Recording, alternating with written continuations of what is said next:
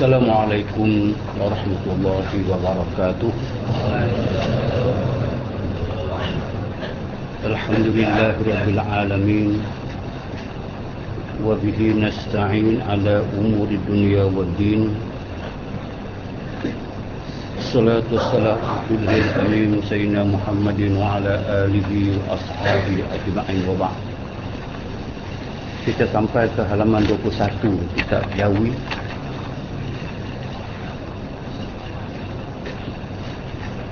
Baris yang ke-11. Malam ini kita akan menyentuh ataupun kita ini menyentuh persoalan sembahyang Jumaat. Sembahyang Jumaat. Walaupun Jumaat ini dituntut khusus orang lelaki sahaja, tapi tidak menafikan pengetahuan yang perlu diketahui semua orang, termasuk orang perempuan, khasnya bila mereka berada di tanah suci, masa yang biasanya orang tidak tinggal untuk menunaikan sembahyang Jumaat. Dan perkara yang disentuh pada malam ini menyentuh hal kita sekalian yang akan kita berjumpa pada tiap-tiap Jumaat. Banyak kesalahan teknikal dilakukan kerana tidak sedar hukum. Sebab tu saya minta perhatian pada malam ini penting sangat untuk dijadikan sebagai pegangan pengetahuan untuk memperbetulkan hal-hal yang boleh kita perbetulkan. Kita mula dengan dikata setengah daripada pekerjaan yang dicita-cita akan dia. Kata benda yang sepatutnya menjadi impian orang Islam bila sembahyang, dia duduk ia pada saf awal. Sudah cakap banyak kali dah tajuk ni. Dan memenuhkan dia serta meratakan dia, maksudnya membetulkan saf, kerana besar kelebihannya, besar fadilatnya. Itu kita dah tahu. Maka yang terlebih dituntut, terlebih muakkad yang dituntut, salah eja tu, tuntut, tak tahu ke bahasa Jawa begitu kot. Terlebih muakkad yang dituntut ialah berjamaah pada sembahyang Jumaat. Sebab ini untuk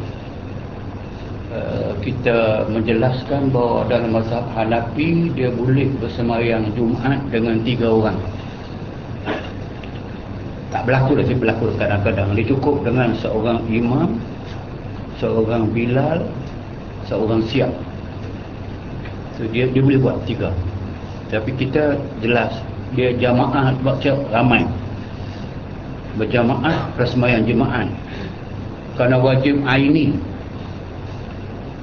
Wajib secara perseorangan khas bagi laki-laki.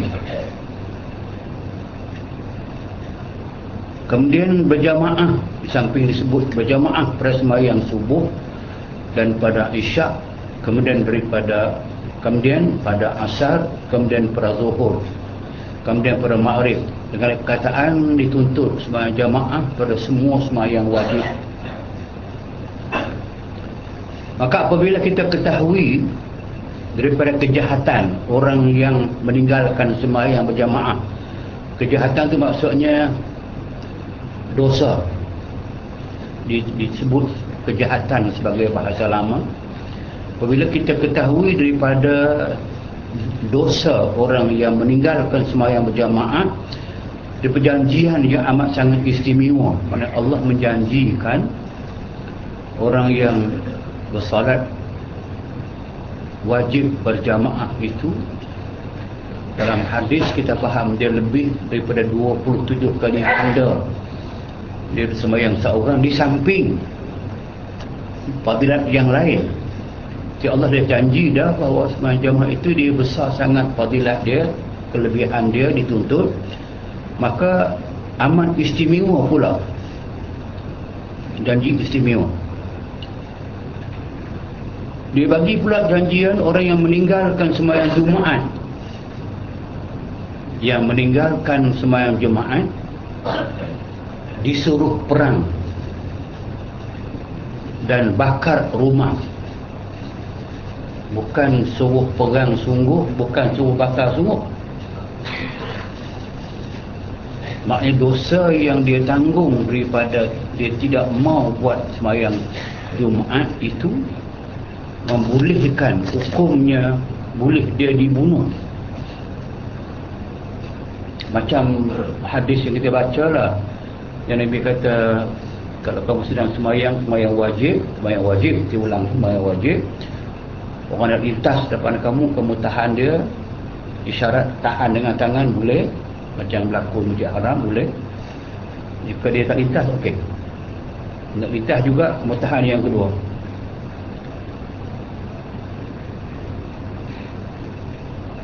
Nak lintas juga tahan yang ketiga. Kalau dia langgar juga, Nabi kata faqtulhu fa innahu syaitan, maka bunuhlah dia sebenarnya syaitan. Tapi bukan suruh bunuh sungguh, tidak habislah dalam masjid itu dapat. Arak bukan makan saman, tahan macam mana boleh jalan. Tapi dosa tu walaupun besar sangat dosa, macam Nabi katakan,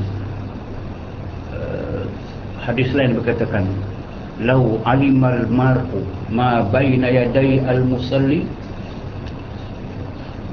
lan tadaruhu hatta sa'ah atau kama qala. Kalau orang tahulah bahawa besar sangat dosa yang menunggu bagi orang yang melintas di hadapan orang yang bersembahyang. Lintas maksudnya, saya ulang lagi, di antara dia dengan tempat yang dikatakan sebagai sitrah ataupun sempadan, macam sejadah tu lah, itu sempadan. Kita sembahyang macam ni, itu yang saf yang hitam tu tempat kita berdiri, sempadan kita yang saf yang kedua kan, ni boleh. Sebab tu dia katakan bahawa kalau kamu seorang elok pun sembahyang dekat dengan tiang, dekat dengan dinding, itu sempadan kamu. Situlah kalau orang lintas tu kamu tahan bagi sembahyang wajib. Kalau sembahyang wajib tak boleh lintas, sunat pun tak boleh. Pasal dia kira orang itu dia sedang berada di hadapan dia dengan Allah Ta'ala. So, elokkah kita lintas di antara dia dengan Allah Ta'ala? Dengan analogi lain senang kita faham, kalau orang yang sedang bercakap dengan seorang raja misalnya lah, elokkah dan mana-mana budi bahasa kita berjalan lintas di hadapan tu? Belakang pun tak lintas. Kalau itu kita bayangkan kita dengan manusia biasa, cuma dia raja saja. Ini kan pula kita dengan Allah Ta'ala. Itu yang dikata. Meniki solat Jumaat disuruh perang dan bakar rumah. Tak pernah berlaku Nabi bakar rumah kalau tak semayang. Kalau orang tak semayang itu Jumaat sampai disuruh bakar rumah, mana lebih aula bakar rumah orang tak sembahyang dengan rumah yang nama dia kelab malam ataupun tempat perjudian, kasino misalnya lah. Jangan bakar, nanti saya kena berhenti. Dan nak khabar kata memang tempat yang macam ni rumah macam ni tidak mendatangkan rahmat Allah. Pengajaran sahaja tu dia kata suruh bakar. Barang siap dan barang sebagainya. Itu barang sebagainya itu banyaklah.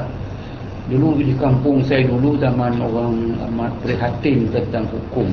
Kampung saya dulu, ayah saya orang masjid. Kalau ada orang kampung tu yang tidak pergi sembahyang Jumaat,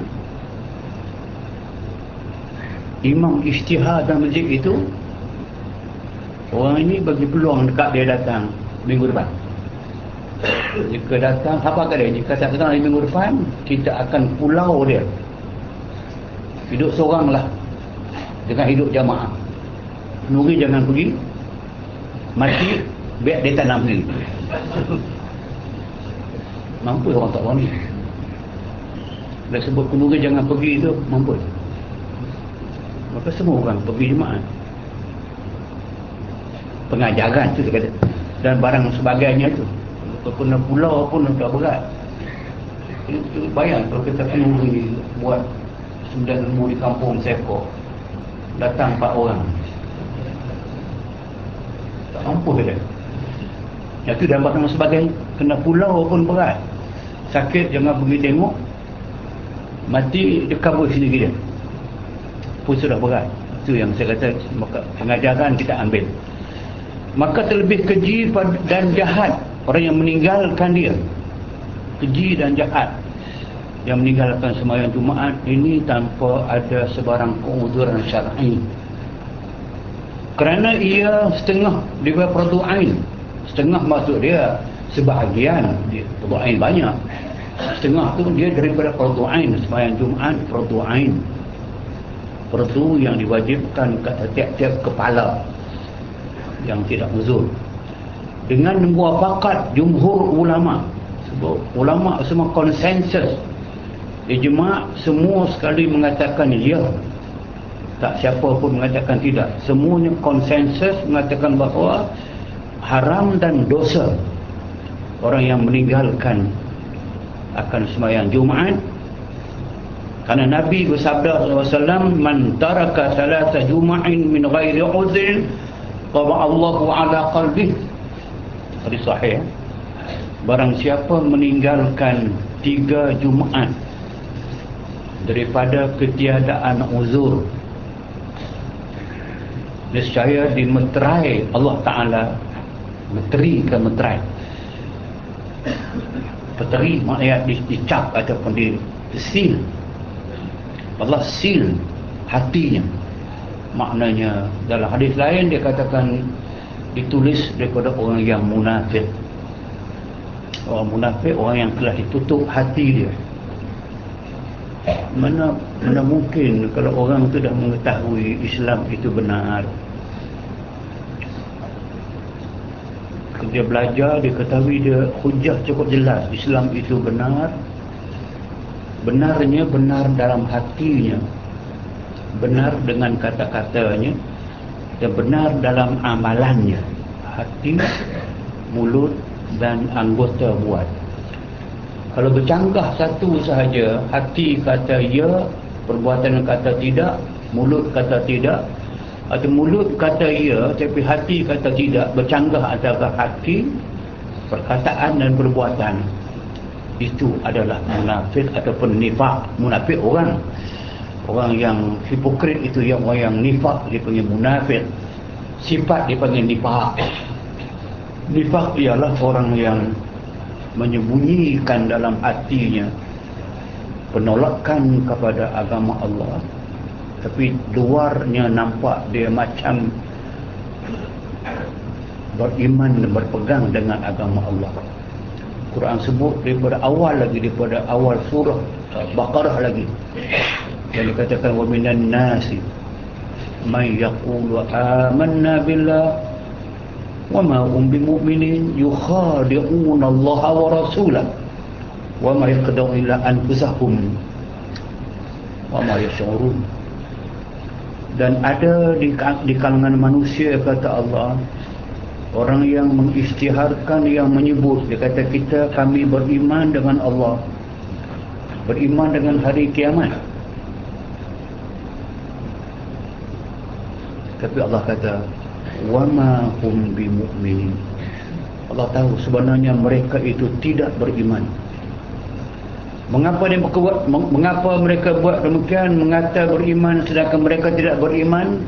Sebenarnya yukhadi'un Allah walladzina amanu. Mereka hanya nak menipu Allah dan menipu orang-orang yang beriman. Sebenarnya kata Allah, mereka menipu, tapi mereka menipu diri sendiri. Jadi inilah yang kita bawa, yang bila sebut dikatakan tinggal 3 kali Jumaat, Allah khatamkan, Allah meterikan hatinya. Dia tak nampak kebenaran. Dia nampak kebenaran pun tidak masuk dalam hatinya. Dia menolak juga kebenaran. Dia berpegang atas kepalsuan. Sebab tu dia katakan satu di tandanya itulah, maka dia Jumaat dia tidak pergi. Dan ditanya orang akan Sayyidina Abdullah bin Abbas, zaman Nabi ada sahabat lain. Sahabat-sahabat lain pun bukan kesemuanya alim. Dia macam kumpul manusia juga. Ada yang rapat dengan Nabi, kealimannya lebih, akalnya lebih, hafalannya lebih. Mereka menjadi rujukan para sahabat-sahabat yang lain. Kalangan perempuan, Aisyah radhiyallahu anha, sampai Nabi kata, khuzu nisfa dinikum min hadhil Humairah. Kamu ditanya separuh daripada permasalahan agama kamu itu daripada Aisyah. Maka lelaki dan perempuan banyak rujuk kepada Aisyah. Bukan tidak rujuk dekat Nabi. Kalau ingat senang kan jumpa dengan Nabi, dengan kesibukannya, dengan kerjanya, dengan ibadatnya, dengan isterinya yang ada jalan orang satu masa dan sebagainya. Tak mudah nak sampai. Sebab tu maka Nabi kata, di antaranya lah Ibn Abbas,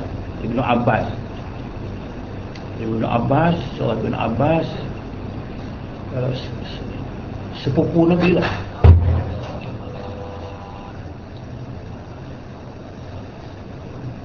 Dia adalah sepupu Nabi. So Abbas bin Abdul Muttalib, Abbas bapa saudara Nabi. So anak kepada Abbas, Abdullah bin Abbas dengan Nabi sepupu. So pada awalnya Abdullah bin Abbas ini juga macam orang lain. Dia macam orang biasalah, tidak nampak kecerdasan tak nampak sangat, tapi kerajinannya nampak. Abbas bapa saudara Nabi kesian kepada anaknya Abdullah kerana minatnya cukup tinggi untuk mempelajari Al-Quran, mempelajari sunnah, tapi dia macam ketinggalan berbanding dengan anak Umar, Ibnu Umar. Abdullah bin Umar juga nama Abdullah. Satu hari Nabi suruh, Abbas menyuruh anaknya Abdullah bin Abbas. Abbas kata kepadanya, kamu pergi tidur rumah Nabi, sepupu kamu, ikut apa Nabi buat. Abdullah pergi tidur rumah Nabi, tengok Nabi bangun, dia bangun, Nabi buat, dia bawa. Itu dia antara yang dilaporkan Nabi semayang malam, sampai dia kata, aku dah hampir nak gibap dah, punya panjang baca. Tak apalah, yang pentingnya satu hari Abbas jumpa dengan Nabi. Ya Rasulullah, sepupu kamu ini benak sikit akalnya dan hatinya, tolong doakan kepadanya supaya dia tidak benak dan cepat menerima pengajaran. Nabi panggil Abdullah bin Abbas, Nabi doa kepadanya, Allahumma alimhu ta'wil wa faqihhu fid din. Itu satu riwayat. Yang lain itu dikatakan juga lain minta dia kuat hafalan. Yang penting doa Nabi jelas. Beberapa hari sahaja perubahan mendadak pada Abdullah. Dulu dia hafal Quran berkali-kali baru ingat, sekarang dia 2 kali dah ingat sampai satu ayat. Akhirnya sekali dengar Quran dia boleh hafal, dan sekali dengar hadis dia boleh hafal. Akhirnya dia telah menjadi faqihus sahabah, di kalangan sahabat yang paling faham fiqh Ibn Abbas, dan banyak riwayat hadis. Mendengar itu, Umar pula tahu, mengatakan bahawa anak Abbas itu telah cepat menghafal kerana doa Nabi. Maka Abdullah pula, Umar bawa anak dia pula, Abdullah bin Umar, jumpa dengan Nabi, minta tolong doa macam didoakan kepada Abdullah bin Abbas. Nabi berdoakan kepada Abdullah bin Umar. Jelas perubahan.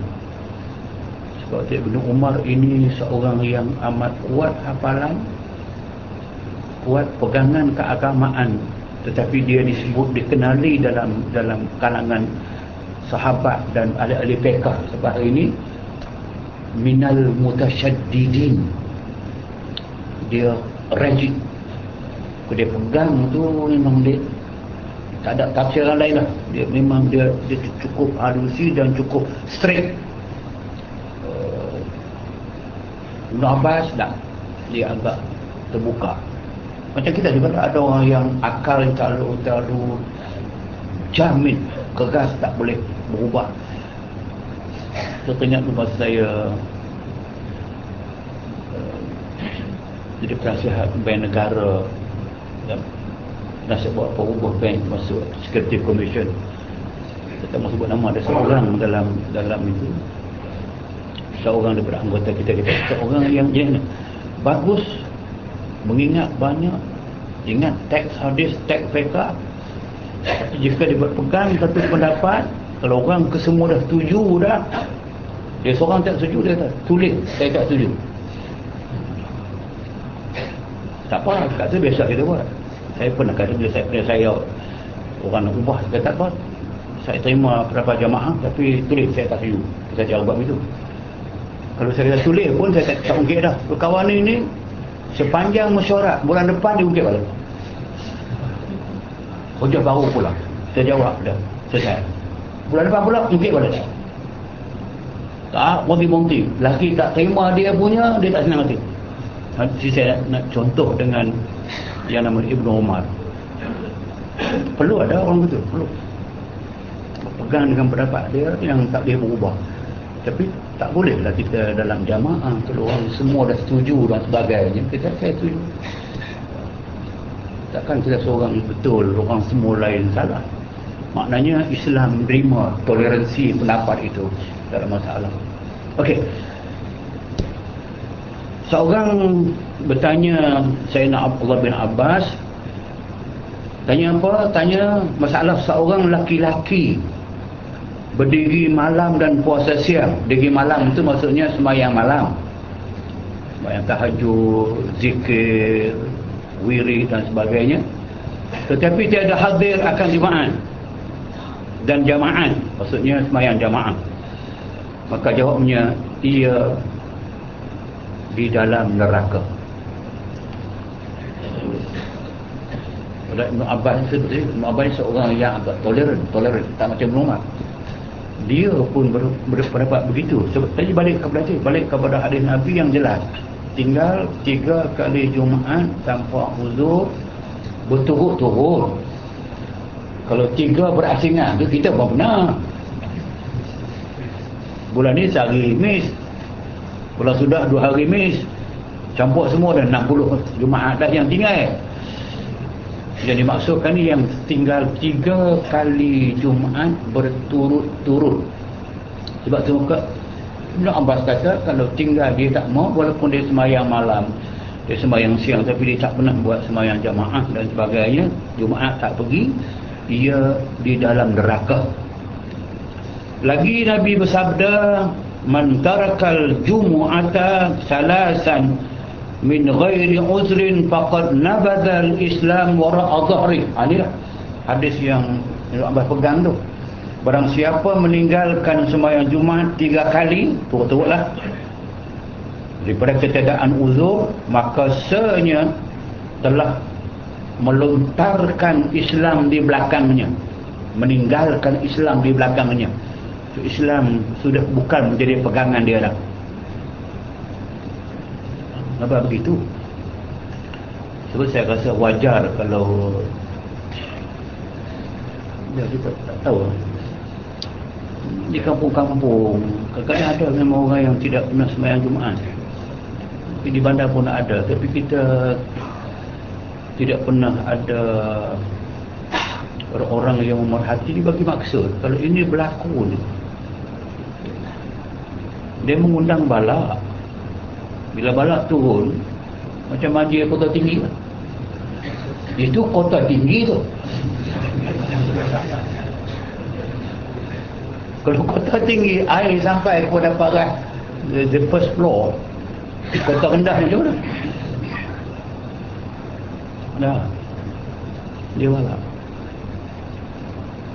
Dan balak ini ada banyak sebab, kita tahu lah. Tapi di antara benda macam ni lah.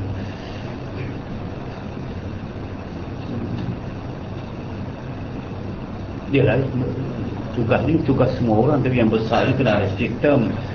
Jabatan agama kena buat sistem, kena jaga ini. Ini di antara benda yang kena jaga lah semasa Jumaat ni.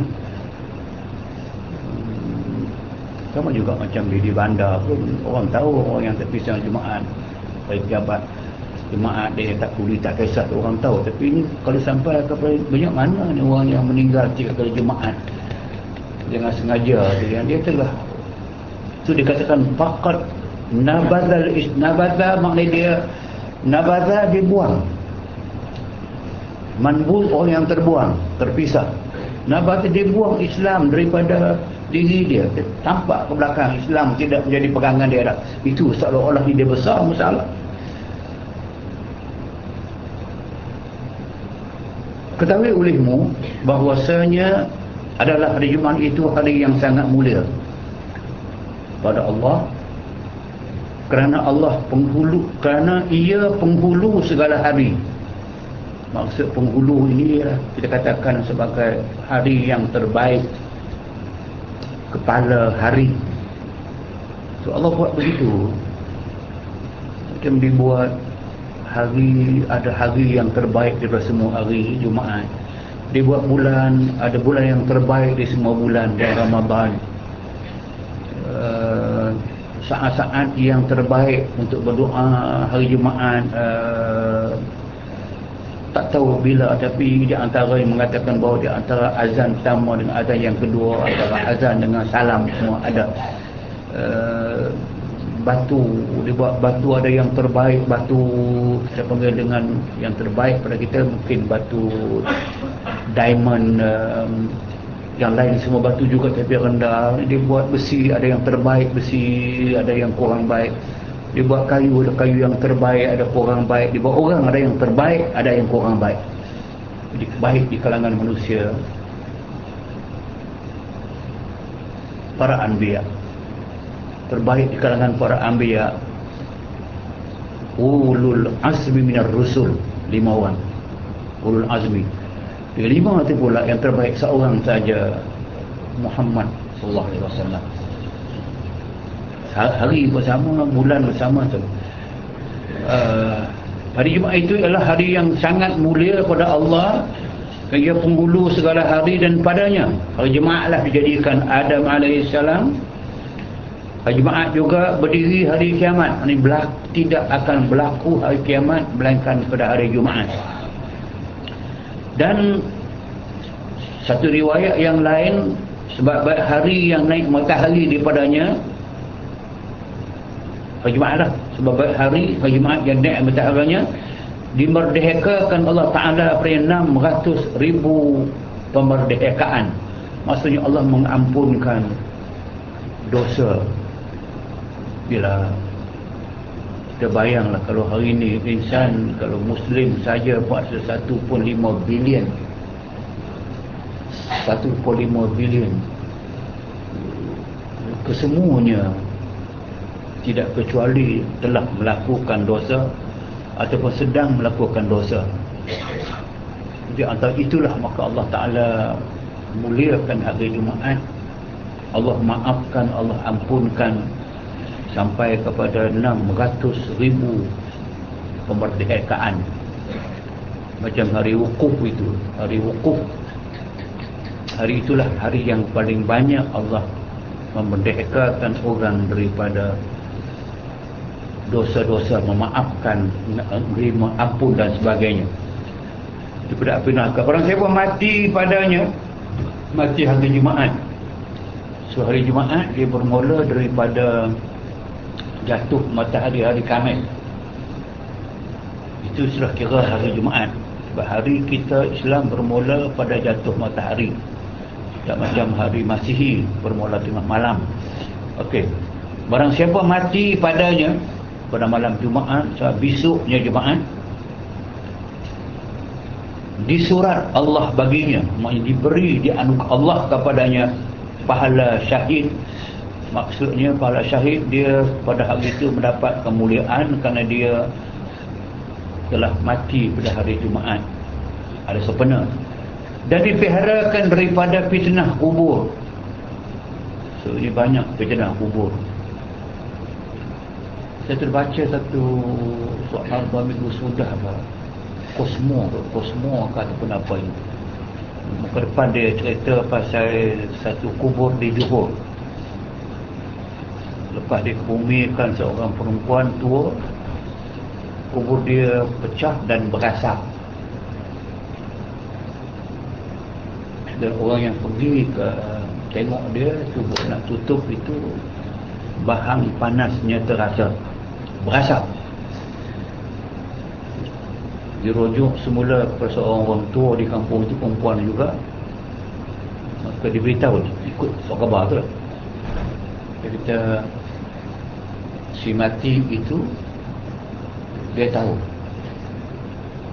dia mempunyai banyak kawan-kawan dia daripada syaitan. Dia memelihara syaitan dan dia mengamalkan ilmu hitam. Bila mati berlaku macam itu, dia mengundang fitnah. So orang mengata macam-macam dan orang akan sebut macam-macam. Itu dia kata fitnah kubur. Kalau kita tidak fitnah kubur, kalau kita mati, orang tidak menyebut keburukan kita. Orang yang mati ni, kalau kita sebut keburukan dia, memang dia mendapat seksa. Sebut kebaikan, dia dapat pahala. Ambil di mana sebagai hujah, ambil daripada Nabi kata innal mayyit mu'azzabun bibukai ahli. Orang yang mati dimasuk dalam kubur, sekiranya keluarga kebersi mati ini meratapi pemergiannya melebihi daripada paras biasa, sekadar menangis keluar air mata, sekejap cakap sebu-sebu itu biasa. Sebab Nabi pun menangis ketika anaknya Ibrahim wafat. Okey, mu'azzabun diazab orang dalam kubur bimukai ahli, kerana keluarganya meratapi pemergiannya lebih daripada patut. Apa pula dia dah mati, dia tak ada kena mengenal dengan orang luar, dia kelah hampa menangis ulu apa kena buat tak. Sebab dia tidak mengajar keluarga dia, tak pesan keluarga dia kalau aku mati jangan meratap ni, maksudnya dia tidak terima pemergiannya. Dia tak boleh I can't accept. Terima ke tak terima ke, dia mati dah, dia tak akan hidup dah. Kena terima, kena accept. Mati mengedun ke macam minggu sudah, hari Selasa pagi, bukan sudah dia seorang kawan rapat saya bawa mari cucu dia pilot tapi tak boleh buat kau terbang. Tak apalah, datang dengan seorang kawan dia lebih pilot. Tahu rumah saya rawat yang pilot, dia pun dua-dua pilot. Seorang lagi tu biasa, cantik, muka bersih. Ingat dia minta, saya tanya adik tak ada minta, tak? Saya okey. Balik ke rumah, dia tidur rumah kawan saya ni di PJ. Tidur pun depan TV ya.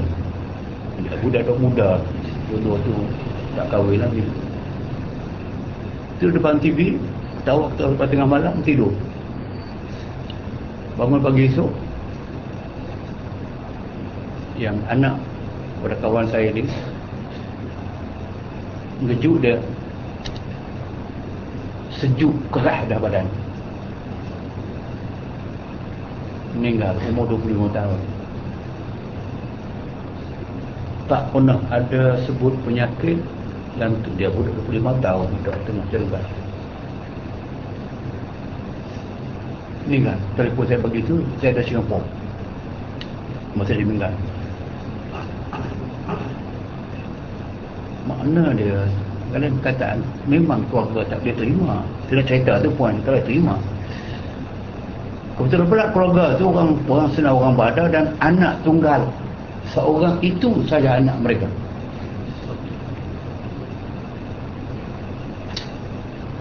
Tapi itulah saya katakan ujian itu besar sangat. Besar betul. Jadi ada maslahat dia tidak tahu yang diperlukan adalah di mana kebaikan Allah sembunyikan kepada mereka Allahu a'lam, tapi meninggal dengan tiba-tiba waktu yang tidak ada sebarang syak wa sangka. Sebab tu maka saya kata inilah yang kena terima. Macam cerita dulu saya cerita macam dia tengok Allah Ta'ala buat kita terima saja. Cerita satu keluarga, isteri suami ada 3 orang anak, mereka baru mendapat anak yang ketiga yang sedang dalam kandang. Mak sedang mandi yang sedang bayi yang berumur sebulan ni dalam besen mandi. Anak yang pertama tu dalam 6 tahun, anak yang kedua 3 tahun sedang bermain dalam bilik tepi dengan bilik tidur dia. Yang abang sulung ni tengok dalam bawah bantai ayah dia tu ada keris, dan baru tengok filem hantu pula tu. Dia cabut keris tu main adik dia, adik 3 tahun, dengan harapan dia tikam adik dia akan mengelak lah, melompat lah, buat macam Jackie Chan tu. Adik tidak mengelak, keris masuk dalam tengah-tengah ni. Adik perempuan yang tengah tu menjerit. Jadi mak tidak tengok keris dekatnya dah. Kamam terus pergi nak selamatkan budak ni semua. Cabut buang keris dia pun semua keris. Bapak duduk di bawah. Dia baca surat bapak. Menjerit. Bapak naik tengok. Tengok anak ni dah kena cuba. Ambil anak. Nak pergi kau cepat ke hospital. Oh, masuk dalam kereta. Start kereta pun sangkut kereta. Tengok anak saya lagi duduk bawah kereta. Kena sil. Yang kena ini pun meninggal, kena tengok. Yang abang sulung pula meninggal kerana kereta. Mana anak kecil kita tertinggal dalam besen mandi. Pergi tengok, anak tu terlemas. Makna dia, ayah dengan perbuatannya kurang hati-hati telah membunuh anak yang sulung, dan anak yang sulung ini dengan tidak berniat telah main-main menikam adik dia mati, dan mak pula dengan kecuaian dia telah penyebab kepada matinya anak yang ketiga dalam masa 2-3 minit. Dia memanglah kalau calang-calang hati boleh gila,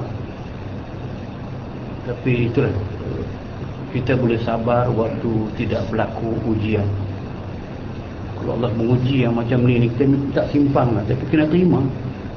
So, kita hak dia. Sebab tu dia katakan bahawa kena jaga, dipeliharakan daripada fitnah kubur. Jangan lepas mati kita orang sebut yang tidak baik, kita nak yang disebutkan yang baik. Sebab tu kita dilatih tu. Kita mendengar nama Rasulullah sallallahu alaihi wasallam, sebut nama sahabat radhiyallahu anhu, Allah redha kepada dia. Dengar nama Imam Syafi'i, Ramli, Ibn Hajar rahimahullah, kita sebut Allah yarham, Allah yarhamah. Tapi sebut Fir'aun, sudah. Sebab kita kedua orang ramai kata laknatullahi alaih, syaitan laknatullah. Kalau sudah kata laknatullah, Fir'aun laknatullah, Abu Lahab laknatullah. Kalau orang dah sebut begitu banyak, memang dia berhak mendapat laknat. Kita tak mau kita mati ni orang sebut. Tapi yang bagus Saddam lah. Saddam apa? Saddam Hussein. Lah, Saddam kita faham dia. Tapi bila dia mengucap itu boleh mengucap lah. Mengucap yang akhir tu, dia mati dalam beriman. Kalau dia mati syahid tu. Ya, kata. Tapi mana orang sebut kebaikan, ada kebaikan dia lalu macam mana pun, kerana dia macam terinyai di bawah taktik jahat mereka. Dia lagakan antara Syiah dengan Ahli Sunnah. Saddam menjadi umpan, akhirnya kita berpecah. Sampai hari ini kita berpecah dan akan terus berpecah. Itu dikatakan sebab kita tak mau berlaku fitnah kubur. Malah kalau dia berlaku di kampung saya dulu berlaku. Kita apa cerita lama berlaku, orang meninggal malam hujan. Sebelum hujan tu anjing menyalak atas kuburnya tiga malam turut-turut. Tak tahu anjing datang dari mana. Datang menyalak atas kubur. Tak cukup 3 malam hujan lebat. Petir sabung menjabung. Letang-letung. Besok lepas malam tu saya mesti ingat. Sebab kubur dengan saya dekat 100 meter je. Besok kebetulan ada orang meninggal malam tu, sebesok orang pergi ke kubur kerana nak urusan kebumikan ini. Dia dapat petir malam tadi tu, dia kena bantai tengah-tengah kubur yang baru tanam 3 hari tu. Papan keluar. Anda bayangkan papan bawah, papan keranda tu, kita bantai keluar. Lepas keluar papan itu, ialah kesan daripada petir pula, hujan pula, kubur tu berasap.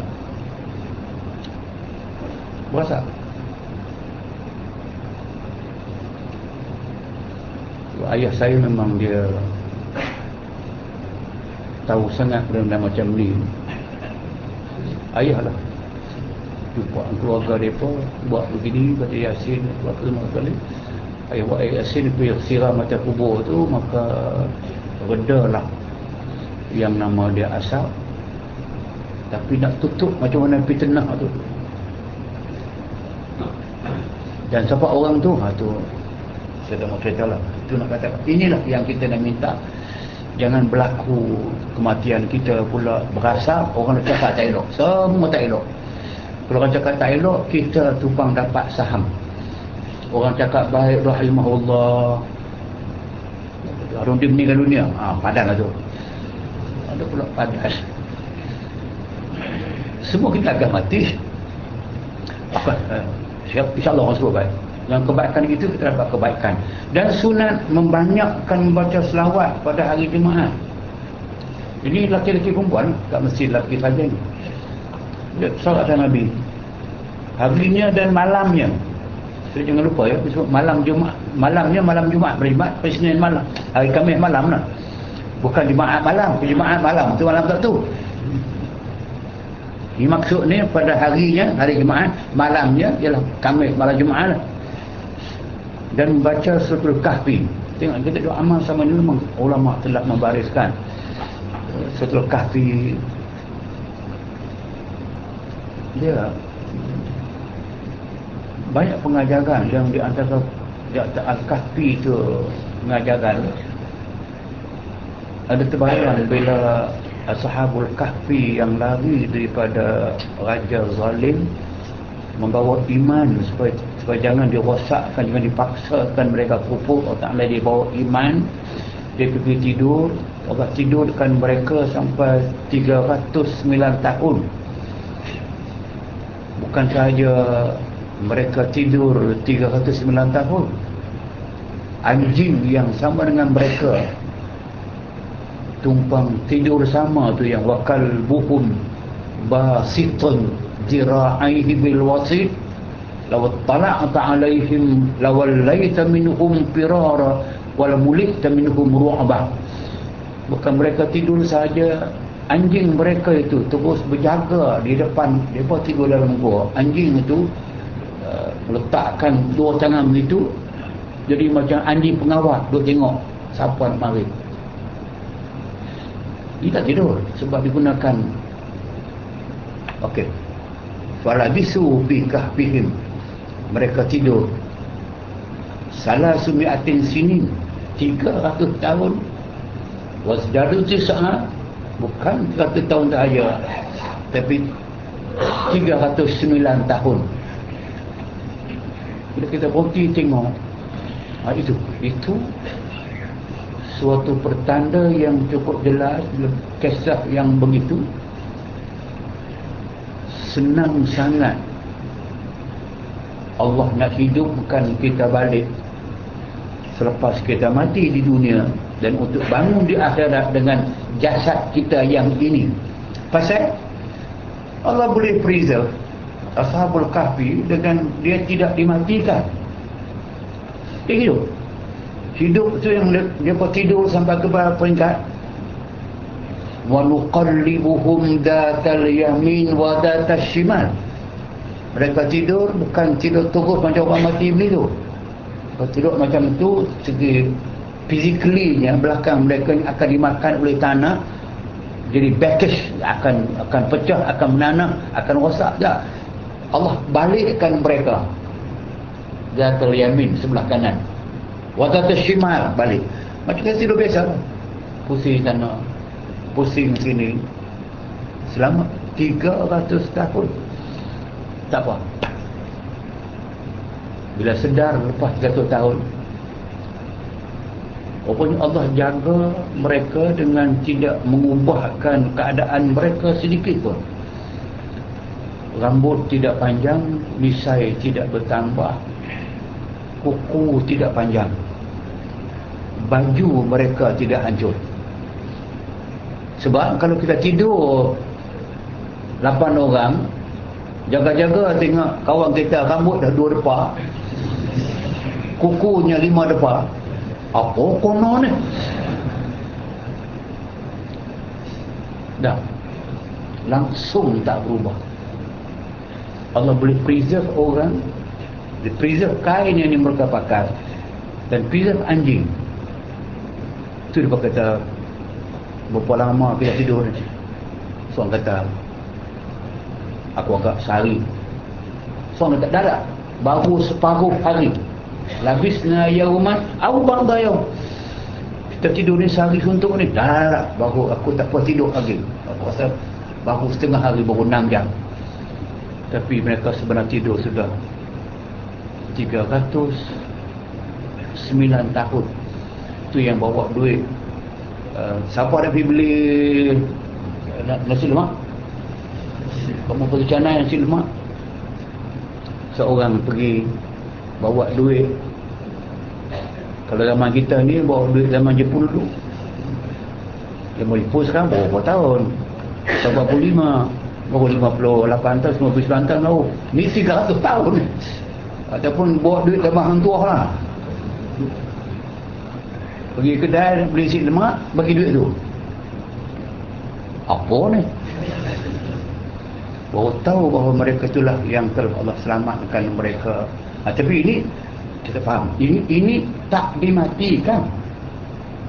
Hidup, tak makan, tak minum, tak jaga, tak apa, dengan kain berapa ribu kali guling tu. Ribu kali guling. Kain yang ada sama mereka mendapat keberkatan daripada mereka, tak hancur. Kalau kain hancur, tidur ada kain, jaga semua kain tak ada. Oh. Tapi pengalaman saya dengan kawan-kawan yang terlibat dengan saya ketika buat kubur Bukit Dukung tu, memanglah berlaku. Seorang perempuan yang kami dapati dalam kuburnya, ada orang kita yang kuat. Saya tumpang, saya jadi mandor lah. Jumpa seorang perempuan kain kafannya tidak hancur, badannya boleh dikatakan tidak hancur. Lebih istimewa, dia ada kain lilitan kepala dia yang jenis kain maman cap lama tu, kain putih yang dia buat cap dia punya kain maman. Kain itu kain yang cukup lembut dan masih terikat di kepala dia.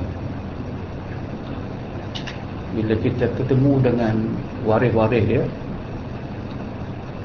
anak sulung dia kenali, inilah kain yang mak saya selalu pakai ketika dia mengajar Quran kepada anak-anak kampung. Semua dia guru Quran, dia mengajar dan dia pesan. Dia ingat, mak dia pesan, kalau mak mati, kain ini ikat kepala mak macam mak pakai biasa, lepas tu baru kapan. So, kain itu, kain yang lilit itu, yang nipis sangat, kain maman tu, kain itu sepatutnya seminggu dah hancur dah, masih tidak hancur. Dan kain kapannya tidak hancur, badan tidak hancur. Saya duduk relate tu, saya duduk relate kan di antara ni lah, di antara benda ni. Kalau tadi tak mati, kain tidak hancur, berbanding dengan cerita Uzair. Uzair bawa makanan, bawa minuman, berjalan, dia terjumpa dengan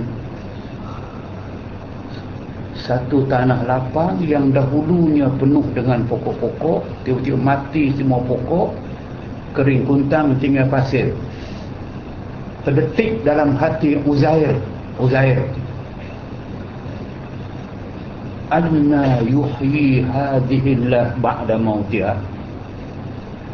Dia terfikir, dulu ada pokok, ada hutan, sekarang hutan mati ke semua, yang tinggal hanya padang pasir yang kuntang begini. Anna yuhyi hadhillah. Orang yang hidup balik macam mana ni? Ba'da mautiha, dia mati, kering kuntang, hidup balik macam mana? So nak jawab soalan kepadanya, anna yuhyi hadhillah ba'da maut. Orang hidup balik macam mana ni? Yang telah mati. Fa'amatahullah mi'ata'am. Dia berhenti kejap dalam gua dengan dibawa air, dibawa roti yang panas, isteri dia bawa dekat dia. Amatahu, Allah matikan dia. Tadi tidur. Asal kafir tidur, dia guna kata tidur. Wala bisufi kabih, itu mana tidur. Fa'amatahu, Allah matikan Uzair, mati. Berapa lama? Mi'ata'am, 100 tahun. Summa ba'asah,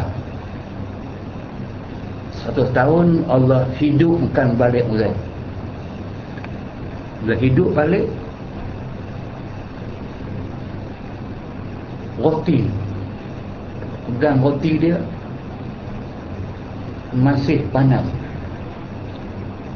Quran kata, unzur ila ta'amika wa syarabika lam yatasanna. Cuba tengok kepada, lepas dia hidup balik, dia tengok balik kepada roti dia, tengok, pegang, tengok panas. Tengok air dibawa katakan satu belah begini, satu bekas, sedikit pun tidak kurang. Datang suara tanya dia, kam labista, kamu berada dalam gua berapa lama? Dia jawab, labistu yauman aw ba'da yaum, aku tidur paling lama satu hari, separuh hari saja. So, kata suara itu, bal labista mi'ata'am, kamu sudah berada dalam gua ini 100 tahun. Mana boleh? Sebab ni pakaian, kuku, roti yang bawa tu dalam sana tak sejuk pun, tak kurang air pun. Bila mereka kata dia, unzur ila himarika, cuba kamu jengah tengok kan, kamu datang dengan himar kan, kamu datang dengan himar kaldai kan, sebagai kenderaan kamu kan. Ya, tengok himar yang tinggal hanya habuk-habuk yang telah hancur berkecai, tinggal hanya kesan berbalam-balam macam himarnya telah mati. Tadi kan petai-petai pokok kan, tengok pokok kan, tengok pokok tadi, hutan jadi cukup besar kan. Aku tengok tadi padang pasir, aku tanya hidup macam mana, aku bawa kaldai aku dah hancur, hutan yang tanah yang dulunya gersang sekarang jadi hutan balak dah.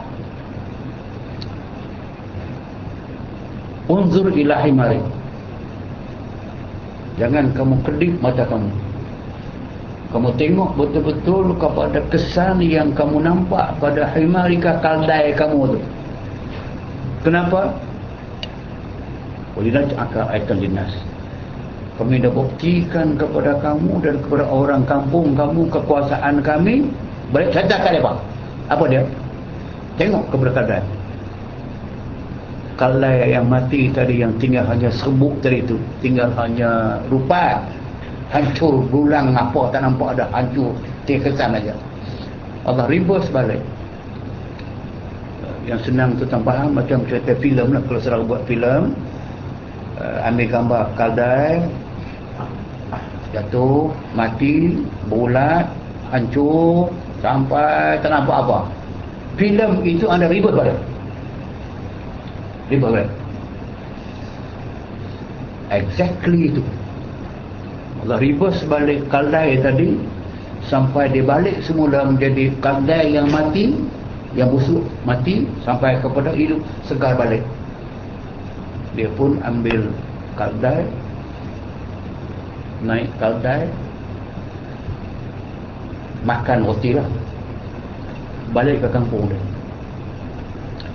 Ada bayang tengok insan yang hilang 1 tahun di kampung dia, dia balik semula ke kampung dia, semua dah berubah.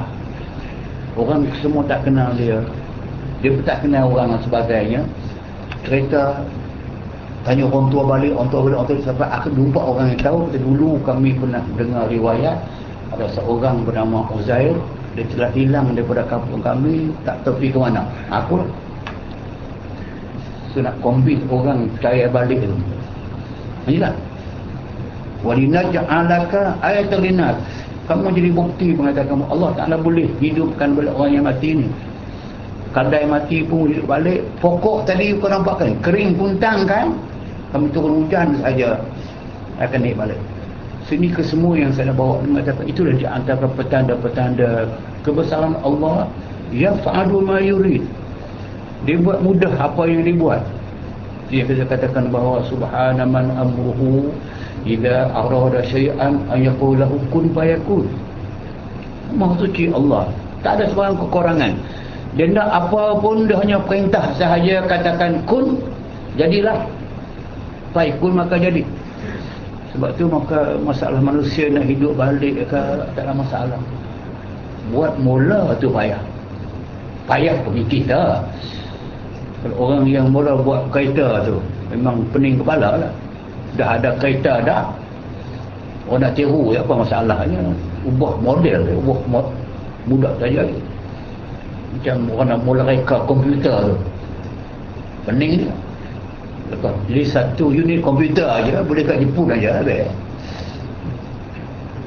Sekarang saya buat ECP, external character perception, pakai mesin, tolak daripada kaki dan darah naik ke atas 1 jam.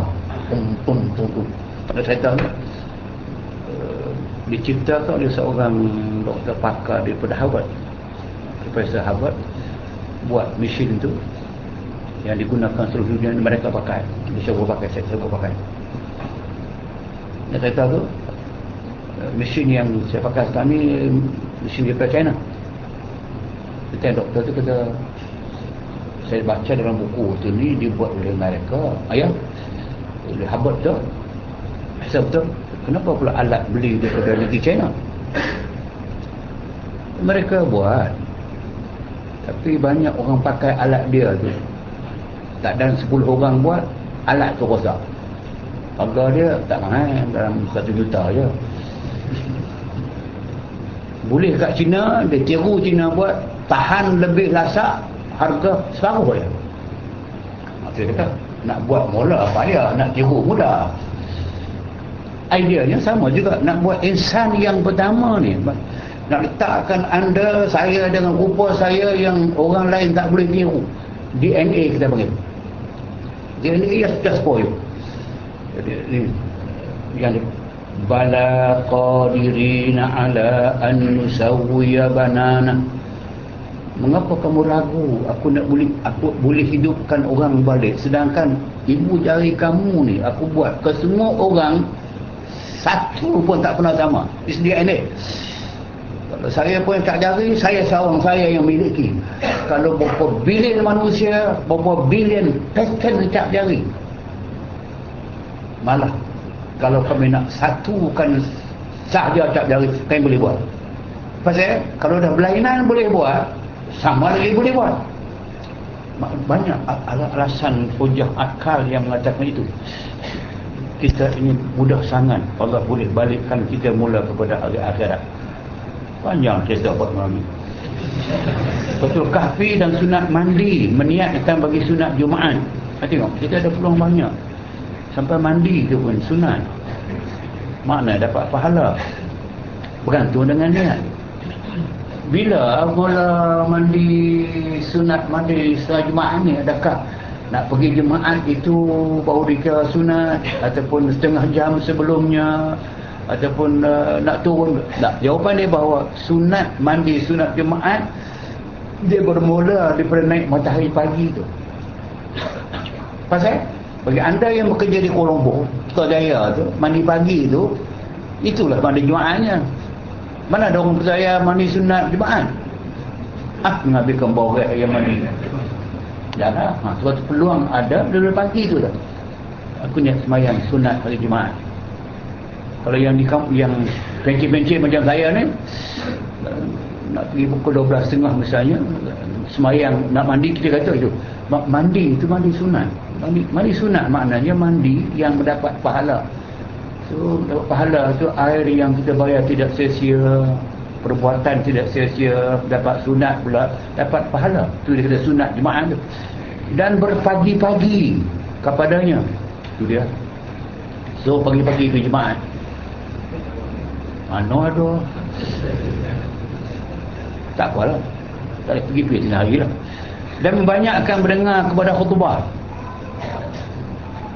Maksud banyak dengar, maksudnya beri perhatian lah. Banyak dengar macam mana? Khutbah satu je. Tak. Maknanya beri perhatian kepada khutbah. Dan setengah daripada bid'ah mentakhir Jumaat. Ini satu daripada yang tidak baik. Benda baru yang tidak baik. Melambatkan Jumaat. Kenapa lambat Jumaat? Kerana menanti ahli pekan. Itu dia. Kerana menanti tunggu orang Putrajaya pekan tu. Mereka ada mesyuarat agung hari ni, mereka lambat sampai sikit, tunggu mereka. Misalnya kalau takhir Jumaat, tidak buat sebaik sahaja masuk waktu zuhur, menunggu orang besar. Dah berlaku ni. Dah berlaku. Sebab tu dia sampai sebelum Jumaat, dia tak sampai Jumaat, maka kena tunggu dia, pasal apa dia orang besar. Ataupun ada sebab tak boleh.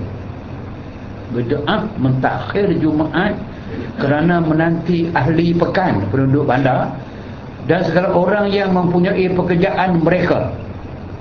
Kerjaan orang ni kerja, tidak boleh. Jumaat kena buat seawal waktu masuk Jumaat. Okey. Yang wajib atas mereka itu Jumaat. Orang yang kerja apa pun yang mereka wajib Jumaat, mereka wajib datang Jumaat. Jangan Jumaat tunggu mereka. Mereka yang tunggu Jumaat. Senang faham. Dan wajib atas orang yang memerintah pemerintah pekerjaan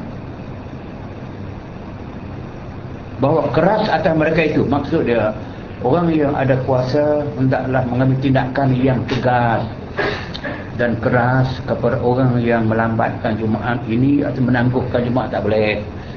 Dan ditakutkan akan mereka itu takut orang yang ketinggalan daripada Jumaat. Tak boleh kata kalau kita buat cepat, nanti mereka tak dapat salat Jumaat, daripada tinggal pula, maka tunggulah. Taklah. Kemudian daripada disuruh dan ditakut akan mereka itu, dan dia tiada mudah atau wali amri.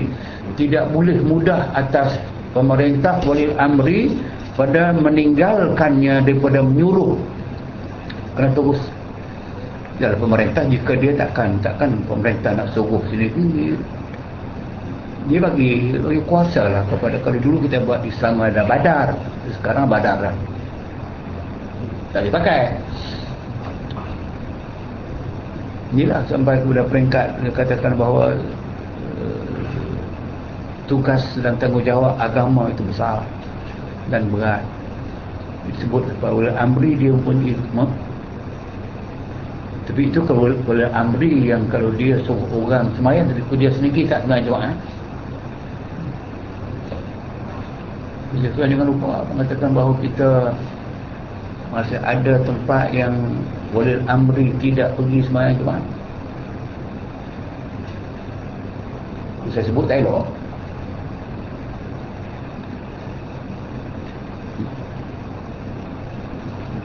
Habis siapa nak suruh tu?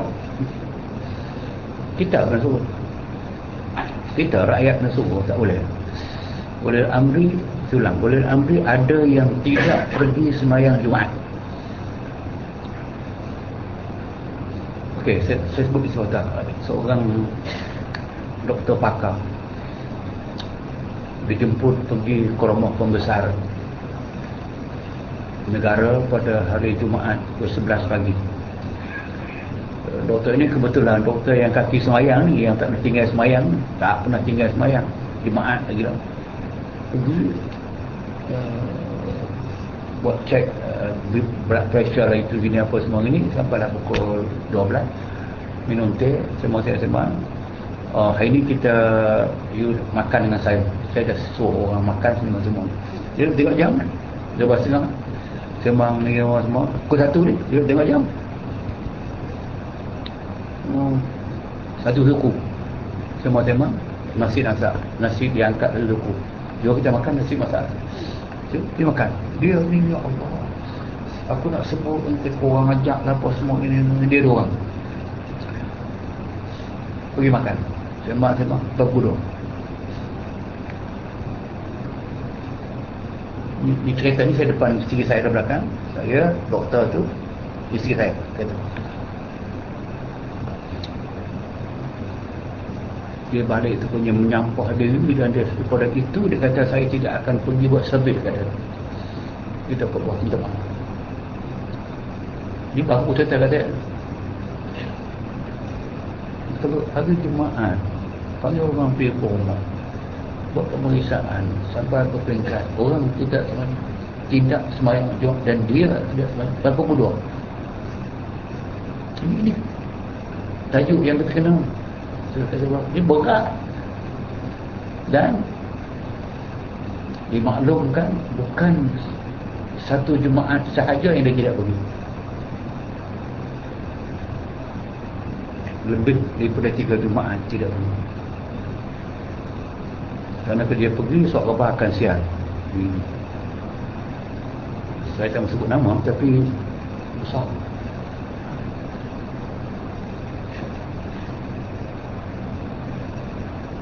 Kita tertipu. Malah ada tempat pula yang kalau tidak berdoa kepada orang tertentu, imam dipanggil, orang yang tidak pergi Jumaat. Aku pergi buat apa, orang doa aku sudah. Ini kalau oleh Amri tidak mudah atas oleh Amri daripada meninggalkan, daripada menyuruh dan menakuti akan mereka itu, kena bagi ancaman. Tak boleh kamu kena pergi, dia kena buat supaya dapat menyatakan syiar, yakni zahir tanda agama Islam, dan dikeraskan dia. Dia perintah kena keras supaya mendirikan fardu Jumaat, disuruh menjauhkan daripada yang diharamkan, jangan dimudahkan oleh mereka itu akan pekerjaan agama. Kena ulang, jangan permudahkan perintah agama ni. Apa sahaja perintah agama jangan dimudahkan. Kalau kita mudahkan, orang kami mudah. Kalau pemerintah dia keras, maka orang akan keras. Kita sebab An-nas ala din mulukihim. Nabi kata An-nas ala din mulukihim. Orang awam ni rentak keagamaan dia ikut pemerintah dia. Betul. Kalau dulu macam zaman Sayyidina Umar, memang dia berasah aja. Orang tak faham itu. Saya kata zaman Tutup Guru yang berpengaruh dahulu, kerana mereka tidak zaman Tutup Guru dulu, zaman mereka tidak disentuh oleh orang berkenaan. Mereka ada prestige keagamaan mereka, orang hormat. Jadi lalu saya orang kampung, semua lari. Ada dia dalam majlis, orang semua diam. Dia suruh apa orang semua buat. Dia tak buat yang tidak tahu. Sekarang kita telah memberi contoh yang tidak baik kepada orang. Kita meleceh-lecehkan ulama, merendah ulama. Orang semua tidak hormat. Ini jadi sebab kita nampak kita akan kecundang. Tidak ada anchor pegangan. Saya saya ulang balik, macam mana boleh seorang biasa boleh buat tajuk dalam majalah Islam begitu besar tu, ulama jangan merapu, kongsi raya boleh guna perkataan begitu kepada mufti-mufti, jangan merapu. Tapi apa tindakan? Ya, kalau mufti sudah merapu, tahu mabuk pada mabuk, disuruh menjauhkan daripada yang diharamkan, jangan dimudahkan oleh mereka. Itu akan kerjaan agama, jangan yang berbudak. Maka jika tiada menghirau akan dia ulul amri. Kalau pemerintah waliul amri tak hirau, tak buat juga, dosanya itu atasnya. Saya duk kait dia dengan bukan masalah dosa, tak apa, tanggung masing-masing. Tadi masalah kita baca tadi, kalau terbukti bahawa ulul amri ini dia memang tidak pergi jemaat lebih 3 kali, jadi ikut kitab ni dia suruh perang mereka itu, suruh bakar rumah, jangan main dan gugur ketaatan. Sebab ini kita balik ke Abu Bakar kata dalam khutbah ulung dia, ati'uni ma ata'tullaha fikum fa in asaituhu fala ta'ata li alaikum. Kamu taat kepada aku selagi aku taat kepada Allah. Kalau aku derhaka kepada Allah, gugur taat daripada kamu. Qawwimuni, kamu tentang aku, pembetulkan aku. Umar pula kata yang sama juga, dia kata qawwimu wasaddidun, jangan tentang saja, kau paksakan aku dengan pedang kamu. Yang sahabat bangun dia kata, Umar, kalau kamu bengkok saja, pedang aku akan membetulkan kamu.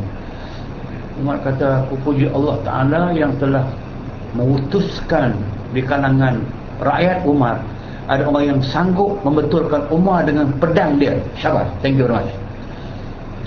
Sebab begitu, sebab kita tengok itu, saya kata kita lama yang kita jauh macam ni, ada mesej, it's clear message.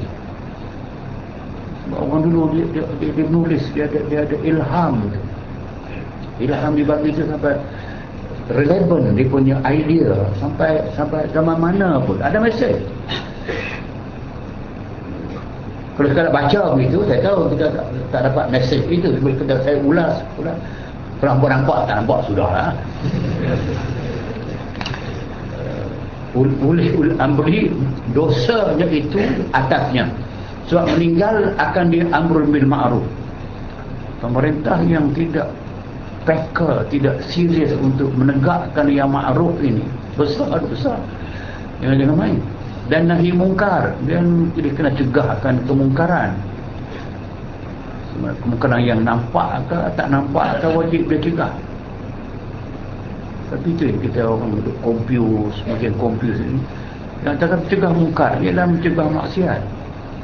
Lama dah bekerja dah, elok pula datang mufti baru pula. menganggap orang yang khalwat itu bertentangan dengan Quran, dengan sunnah. Ya Allah. Kita kena beza antara dua. Satu mengendap, kedua mengintip. Mengendap ni, ini orang pindah orang mandi tu. Adapun orang kampung tu, maaf lah, orang kampung tu, kalau orang yang baru menikah siang tu, malam dia pindah. Orang kampung tinggi, orang mana tak sini. Itu mengendap itu bukan ada tujuan nak seronok. Adapun mengintip dengan tujuan tidak sekadar pergi dengar sahaja. Macam cerita, kalau contoh ada orang tulis kan, macam contoh dia kalau macam memang berlaku kemaksiatan itu satu tempat dan orang lapor. Bila orang lapor, memang zeroin kepada tempat itu. Kena pergi tengoklah, tengok apa dia, betulkah tidak tempat ini ada laki-laki perempuan balik malam hari yang tidak kahwin. Kena tengok dulu supaya jangan pergi cukup tak pasal-pasal. Tengok cukup maklumat. Itu mengendap itu tu dia bukan mengendap dalam pengintipan bagi tujuan nak mempergunakan suatu undang-undang pelaksanaan pencegahan, pengajaran pencegahan. Maka mengintip yang macam ini tidak dilarang oleh Islam. Yang dilarang itu yang tadi itu, yang nama dia mengendap saja tak pasal-pasal itu. Apa pula kawan siang kahwin, malam ramai tengok rumah pasal apa? Itu tak ada tujuan. Ini ada tujuan. Apa pula dia dari mana pun ada, di Mesir ada, Syria ada, kita dah 40 tahun kita beramal demikian. Kalau dalam itu pun orang masih buat juga, anda bayangkan kalau dibatalkan, dilarang daripada sebahagian pengintipan, arti tidak ada tangkapan, apa akan jadi? Ini sekadar jadi musibah atas musibah ni berlaku. Dia nahi mungkar.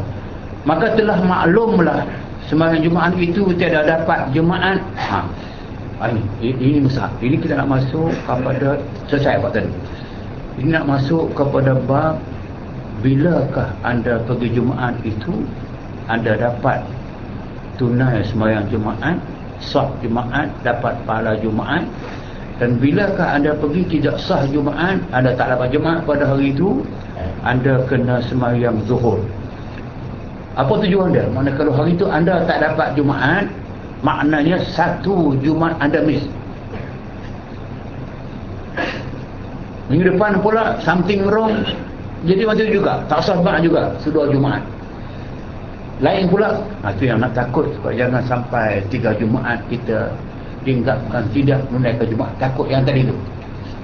Nabi dia kata, tiada dapat Jumaat, tidak dapat tunai sembahyang Jumaat, tak dapat pada Jumaat, melainkan ia dapat rakaat, dapat satu rakaat, dapat rakaat serta imam. Dia pergi sembahyang Jumaat, dia akhir itu sibuk, kereta rosak ke, sakit ke, tengah jalan ke, tapi yang pentingnya dia sampai ke Jumaat, khutbah sudah habis, sembahyang pun sudah bermula, tapi dia sempat satu rakaat bersama dengan imam. Contoh dia pergi, imam baca ayat, dia Allahu Akbar, baca satu ayat daripada Fatihah, Bismillahirrahmanirrahim, imam rokok, dia rokok, sempat tumakninah sama dengan imam. Itu maknanya dia dapat satu serta imam, dapat rakaat, satu rakaat serta imam sama dengan imam, seperti dapat orang yang masbuk akan imam dalam rokoknya. Bagi yang bukan Jumaat, kita sembahyang biasa, tadi kita sembahyang maghrib, sekejap kita sembahyang isya, ada orang datang lewat, dia telah menjadi orang yang masbuk, orang yang imam telah sembahyang, dia datang sembahyang kemudian, tidak sama dengan takbir ihram imam. Ataupun sekurang-kurangnya dia sembahyang, imam dah baca ayat dah, dia sempat cover dari belakang dengan baca Fatihah sebagai Fatihah, itu sah makmum dia. Ini orang yang datang Jumaat, dia datang, dia jadi masbuk masjid Jumaat. Imam semayang dah, orang main semayang dah, dia baru datang. Dia sempat bila masbuk akan imam dalam rukuknya. Ni bagi orang yang semayang biasa. Ni biasa ni bukan Jumaat. Jumaat tak ada yang ni. Ni orang yang masbuk di semayang biasa, jika dia sempat dalam rukuknya serta tumakninah, ia bersama dengan imam, setelah imam pada rakaat yang keduanya. Ini ada dua masalah. Satu, kalau dia masbuk, hukum masbuk kita faham bagi sembahyang biasa. Sebab ini kita ambil orang masbuk sembahyang Jumaat. Orang masbuk sembahyang Jumaat, kalau dia datang sempat sembahyang tu sahaja, tapi dia tak sempat rakaat yang pertama dengan imam. Dia sempat dalam rakaat yang kedua. Sempat macam mana? Dia sempat baca Fatihah rakaat yang kedua. Sempat tunduk sama dengan imam dalam rakaat yang kedua tu, maka didapatnya Jumaat. Orang tu dia dapat Jumaat, tapi dia baru dapat satu rakaat, maka ia tambah serakaat lagi. Kena saya fahamkan balik.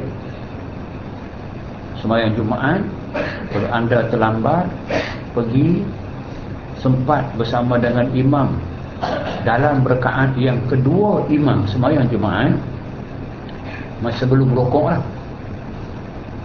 hujung rukuk, hujung ayat dah, hujung imam nak tunduk lah. Tapi sebab Allahu Akbar, Bismillahirrahmanirrahim, jangan baca iftitah dah. Dah datang lambat pula tutup ini, buat satu, dia buat terus.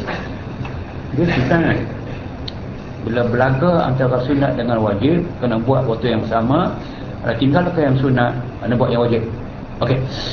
Ada datang takbir, baca Fatihah sekadar kesemua ke, sebahagian ke, ada tempat dalam rakaat yang kedua bersama dengan imam, maka anda dikira sudah dapat Jumaat itu. Tapi ada kurang satu rakaat, lepas imam bagi salam, ada tambah lagi satu rakaat tu, ia tambah serakaat lagi. Tapi ini yang saya sebutkan, dinyaringkan bacaannya. Mana orang pernah buat? Sebab dia dapat Jumaat, dan Jumaat sembahyang yang disunatkan nyaring. Maka sunat nyaring dia yang sambung seorang diri pada rakaat yang kedua tu disunatkan nyaring. Kalau nyaring orang bukan tengok dia pula. Apa kono ni? Dalam hukum itu, hukum dia kena nyaring. Dan jika dapat kemudian daripada rukuknya, dia pergi Jumaat, dia tak sempat sebelum rukuk, tapi dia sempat Allahu Akbar, imam rukuk dah tu. Jika dapat, jika sempat, kemudian daripada rukuknya, imam rukuk daripada rakaat yang kedua, seperti dia dapat akan imamnya pada i'tidal. Contoh, imam dah rukuk, dia Allahu Akbar, imam i'tidal dah rakaat yang kedua ni, atau pada sujud pada rakaat yang kedua, atau tahiyat, itu contoh ya, maka luputlah Jumaatnya. Seorang ini orang yang tidak boleh Jumaat pada hari itu, walaupun pergi ke masjid, walaupun dia nak pergi sembahyang Jumaat, dia buat, tapi itulah yang terdaya oleh dia pergi tak sempat sebarang rakaat. Tenang, tidak dapat sebarang rakaat, dia pergi pun waktu imam sedang rukuk, atau sedang i'tidal, atau sedang sujud, atau tahiyat yang akhir, dia tak dapat Jumaatnya, maka wajib ia tamamkan sembahyang zuhur 4 rakaat. Kalau anda tahu daripada awal bahawa anda sudah tidak dapat Jumaat, maka niat awal pun sembahyang Jumaat 4 rakaat, makmum kepada ta'ala. Kalau tidak sedar, anda tidak sedar, tak tahu, tengok. Bayangkan orang zaman dulu, tak ada mic. Dia datang, orang sedang semayang. Dia menata imam tak berapa tu, tak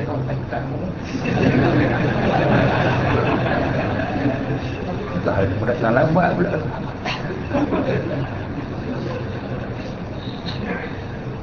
Macam seorang kawan, kalau dia sembahyang sunat di surau, tengah sembahyang sunat, datang kawan, dua orang kawan belakang bagi nak berjamaah dengan dia. Dia tengah sembahyang sunat, orang tak kira hukum kan.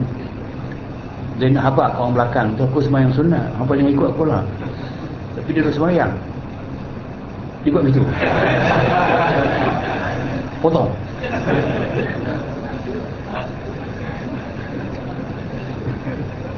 Nak faham apa tu buat begitu? Tak boleh isyarat orang belakang, orang sembahyang wajib, orang sembahyang wajib boleh berimamkan, boleh jadi makmum. Orang sembahyang sunat tu tuan faham dah, apa masalah?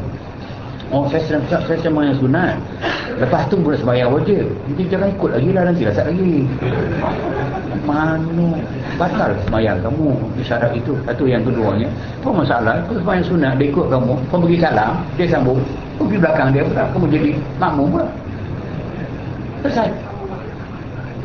Ini okey, so anda faham kan? Anda faham sembahyang Jumaat kena datang awal. Kalau lewat, jika datang sempat satu rakaat sahaja, jangan cukup syarat lah, jangan kopoh-kopoh sampai tak tawan niat dan sebagainya. Satu rakaat, maka anda dapat Jumaat itu. Dapat Jumaat, lebih pahalanya pahalatul ayam lah. Kalau datang imam di rakaat yang kedua, tak sempat satu rakaat pun, maka anda tidak dapat Jumaat itu. Kalau Jumaat tak dapat, macam tak buat Jumaat, maka anda kena buat sembahyang zuhur. Kalau datang tadi sedar imam ini berada dalam rakaat yang kedua dan anda tidak sempat sembahyang rakaat, tak sempat, maka daripada awal pun kita niatlah sembahyang zuhur 4 rakaat, makmum Allah Ta'ala. Ikut imam, dia bagi salam, terus 4 rakaat, jangan baca kuat. Anda bukan sembahyang Jumaat, anda sembahyang zuhur. Zuhur sembahyang yang tak boleh dinyaringkan. Pandai-pandai tak faham pula kata Ustaz Ruan ajak baca kuat lepas Jumaat. Yang kuat tu kau sebab Jumaat. Ni kamu tak sempat Jumaat, kamu sempat hanya zuhur, lepas tu kena baca perlahan lah. Okey. Wajib ia tak Jumaat, maka wajib ia tamamkan sembahyang zuhur 4 rakaat dengan diperlahankan bacaannya. Bersalahannya sembahyang berjamaahnya selama belum lagi memberi salam imamnya. Ikut sembahyang jamaah lain. Sembahyang jamaah memang kita lain kaedah, tapi kita kata sembahyang Jumaat ini, kalau imam sempat sembahyang Jumaat tadi, maka dijaringkan bacaan dia. Jika tak sempat sembahyang jamaah, dia jadi jamaah sahaja, dapat pahala jamaah sahaja, tak dapat pahala Jumaat. Dan demikian lagi dapat Jumaat orang yang masbuk kepada orang yang mendapat serkaan imam Jumaat, dapat serkaan imam Jumaat. Ini senang. Okey, ada 2 orang. Seorang masbuk juga,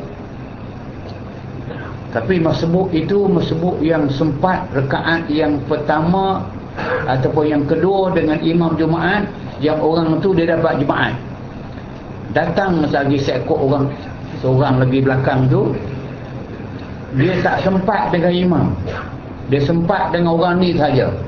Kalau orang ini sempat Jumaat, dia dapat Jumaat sama. Kalau orang ni tak dapat Jumaat, dia tak dapat Jumaat. Contoh dia, orang tadi datang pada rakaat yang kedua sembahyang Jumaat. Lepas salam imam, dia kena sambung lagi 1 rakaat untuk menyempurnakan sembahyang Jumaat. Dalam sembahyang yang kedua dia itu datang ni, bangai ni, Allah kubahkan dia pun niat sembahyang Jumaat. Kerana orang ini sempat Jumaat, yang ini kira Jumaat juga. Bukan lagi dapat jemaah orang yang masbuk kepada orang yang mendapat serkaan imam Jumaat. Dapat Jumaat. Lepas kau tu bagi salam, dia kena sambung lagi 1 rakaat. Maka Jumaat dia. Ya. Kalau oleh selagi orang itu sempat Jumaat, datang kemudian masih dapat Jumaat. Selagi orang yang masbuk, orang yang jadi imam yang masbuk tadi itu, kalau dia dapat Jumaat, orang yang datang ni dapat Jumaat. Datang lagi seorang pula,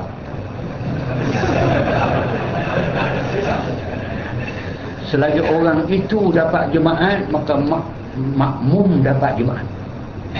Kalau orang yang depan tadi tak dapat Jumaat dah, maka belakang lagi tak dapat Jumaat. Atau pada rukuknya, serta dapat tumaninah ia dalam rukuknya serta imam, maka dapat Jumaat pula. Selagi orang belakang datang sempat dalam rakaat yang pentingnya, depan sempat dalam rakaat yang kedua, dia dapatlah Jumaat, maka yang ikut belakang dia pun terus dapat Jumaat dengan beberapa orang pun. Atau rukuknya serta imam, maka dapat Jumaat pula baginya. Dan telah maklumlah syarat sah Jumaat itu berjamaah. Ini kena ingat boleh lah bahawa syarat sah Jumaat di antaranya dibuat dalam waktu zuhur, di tempat yang nama dia masjid, oleh 40 orang makmum sekurang-kurangnya, didahulukan dengan 2 khutbah dengan rukun dengan syaratnya. Itu syarat Jumaat berjamaah. Kurang-kurangnya 40 orang yang kamil, yakni orang yang akil baligh. Ini di antara yang ditekankan dalam mazhab Syafi'i, bahawa Jumaat tidak boleh diadakan melainkan 40 orang. Tuan-tuan puan-puan sekalian, kitab ini dia cukup halusi, tidak akan jumpa. Bukan bilangan sahaja yang dituntut. So, dia balik kepada signifikan lain, bahawa yang semayang 40 orang itu yang benar-benar semayang mereka sah. Kalau 40 orang semayang ngam-ngam, ada seorang yang semayangnya tidak sah, maka suruh Jumaat tidak sah. Malah kalau Jumaat itu dihadiri oleh 1000 orang, tapi kesemuanya tidak sah semayang dia, maka bukan bilangan sahaja yang dituntut. Sebenarnya ada satu yang kedua, kewajipan ulil amri untuk imam kampung tu, dia kena pastikan jamaah dia itu semayang betul. Sebab tu kalau mengajak di masjid, imam dia kena pasti dia sampai dah, kena dengar Fatihah, orang baca Fatihah depan dia, baca tahiyat depan dia. Semua ni dibalik kepada tu, bukan bilangan, bukan quantum, bukan kuantiti sahaja yang dikehendaki, tapi dikehendaki juga dengan kualiti. Nak tahu kualiti macam mana? Imam kena pastikan bahawa di belakang dia itu ada 40 orang, 39 orang yang aku tahu bahawa 39 orang ni baca, dia sah semayang dia. Sah semayang dia baru sah Jumaat. Kalau semayang dia tidak sah, dia akan Jumaat. Interesting. Dia kata apa? Dia kata sah Jumaat itu berjamaah sekurang-kurangnya 40 orang yang kamil, yang sempurna, yakni orang yang akil balik, lagi merdeka, lagi mustautin. Ini satu masalah. Dia nak 40 orang untuk orang yang mustautin. Mustautin ni orang yang tinggal menetap di suatu tempat.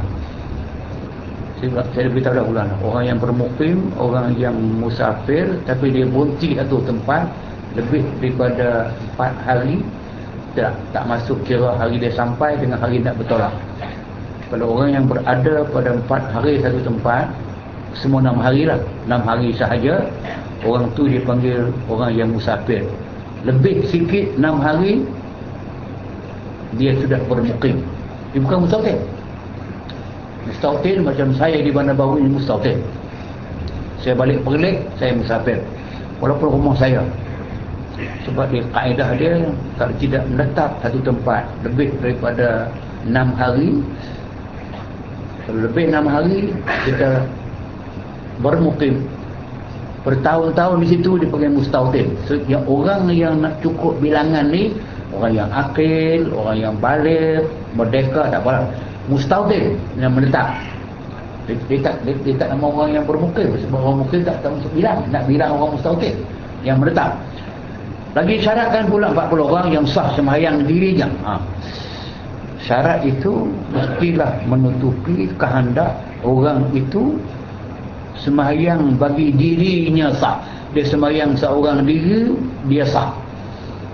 Orang itulah nak masuk bilang. Kalau orang tu seorang diri sembahyang tidak sah, cuma tak sah sama. Dekat orang tak lebih. Maka jika ada dalam 40 itu yang tiada sah sembahyangnya, dahlah ngam-ngam orang sembahyang Jumaat tu 40 orang, ada seorang pula yang tidak sah sembahyang. Adalah kai cari lah, dagah lah, wuduk tak sempurna lah, baca tak betul lah dan sebagainya, tak sah. Seperti ada setengahnya tidak tahu baca Fatihah. Dia tak tahu ni memang ada semua yang tak tahu langsung.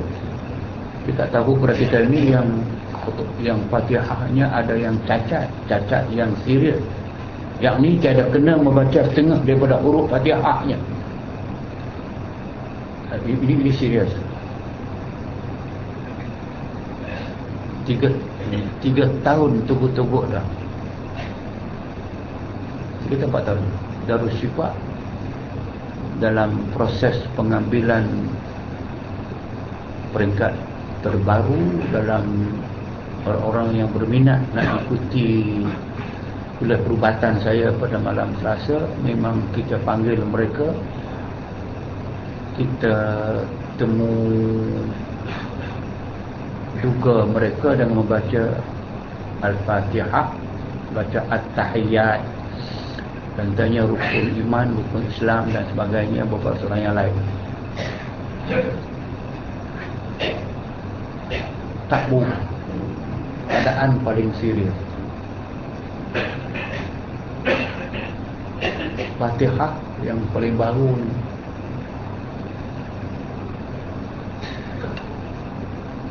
mungkin kerana tidak pernah diperdengarkan, tidak raja, tidak ada kata di bawah tu, kita buat beri detail.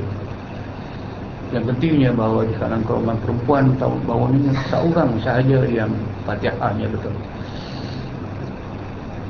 Laki-laki kita 34% saja yang betul,